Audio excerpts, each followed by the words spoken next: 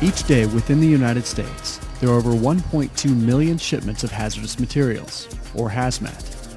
A wide variety of flammables, corrosives, and toxic materials are packaged and transported by tank trucks, rail cars, aircraft, and container vessels.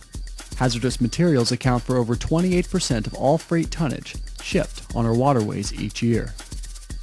And there's over 2.3 million miles of gas and liquid pipeline that wind through our metropolitan, urban, and rural settings.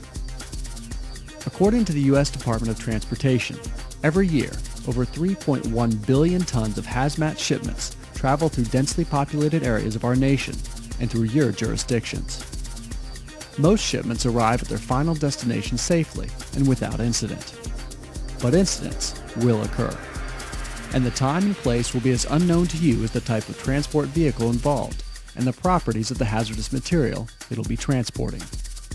Your safe and swift corrective actions can limit or prevent harm to people, property, the environment, and yourself.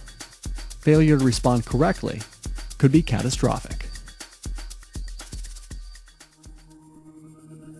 The Emergency Response Guidebook, or ERG, is your key resource for guidance to the safest approach and response in the initial phase of an incident where every minute can influence the outcome. This video presentation is for responders who are either unfamiliar with the ERG or are looking to learn more about the basics of using the guidebook. The video instruction will familiarize you with the contents of the ERG as well as how to navigate its pages. It's important to note that viewing this DVD is not a substitute for personal, hands-on learning that will enable you to become proficient at accessing what you will need in an emergency. The ERG will help you interpret information about an unknown material, its potential behavior, and the appropriate actions to take in an emergency.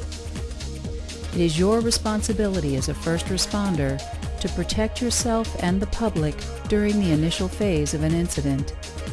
Your knowledge of the guidebook before going into a hazmat incident can save lives. The Department of Transportation is responsible for the safe and secure transportation of hazardous materials.